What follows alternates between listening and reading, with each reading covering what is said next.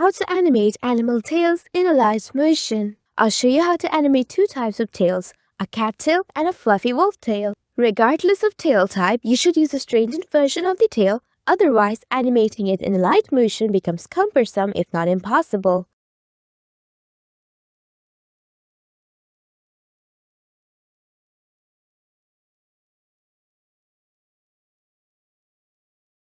Cat tail. I'll make a straightened cat tail using the rounded rectangle shape.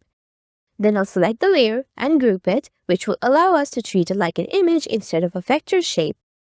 Go to Move and Transform and tap on the location icon to activate the pivot point. Swipe on the control pad and move the point to the end of the tail. You can place it at the top end or bottom end. It will just change where the tail rotates from. Next, add the bend effect from the distortion warp category. The origin of the bend effect determines which part stays stable. It should be the end where you placed your pivot point. Adjust the angle property to bend the tail. I'll animate the tail manually instead of relying on cyclic easing or other looping graphs and effects. If the start and end of the layer are the same, the animation will loop. So I'll have my tail bend from left to right, then come back to left again.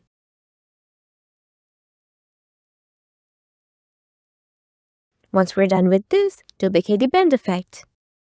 I'll decrease the values of the angle property.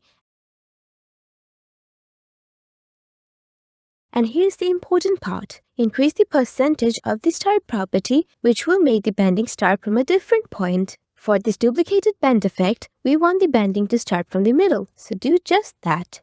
After this, the most important part is to delay the keyframes. This follows the principle of follow-through, where when something moves, the ends take time to follow and catch up. There's a technique for where exactly to put the keyframes to. I like to look at the two main keyframes, pinpoint the middle point between them, then place the delayed keyframe at the middle of the first section between the first main keyframe and the middle point.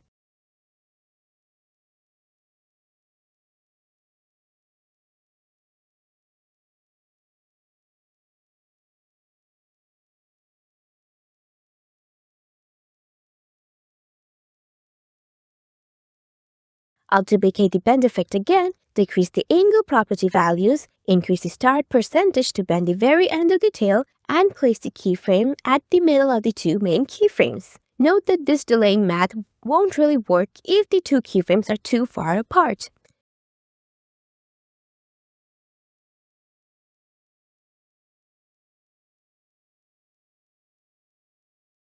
If the ends of the tail look a little squashed, adjust the angle value of the bend effect that targets the end of the tail. And there's a tiny order you can use that will fix this squash. Skip to this timestamp for it.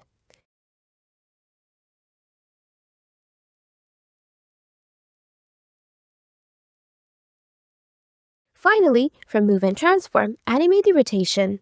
Now we'll have a really smooth tail animation. The reason this works is because we have the main rotation animation, then we apply follow-through delay to the middle and the end of the tail. You can think of these two parts struggling to follow.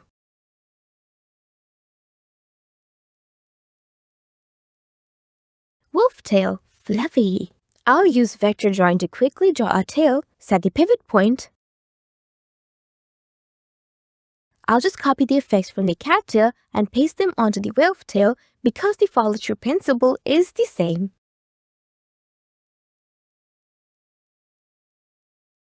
Right now it looks a little gummy, like the ones you eat. I'll rotate the tail and add an ease and out animation easing just because it makes it look nice. Now here's the issue. The tip of the wolf tail should also move with delay, but it's hard to do with the current setup. Why? Because currently, the bend effect that controls the tip is missing the tip, the tail is moving away from the effect at the tip.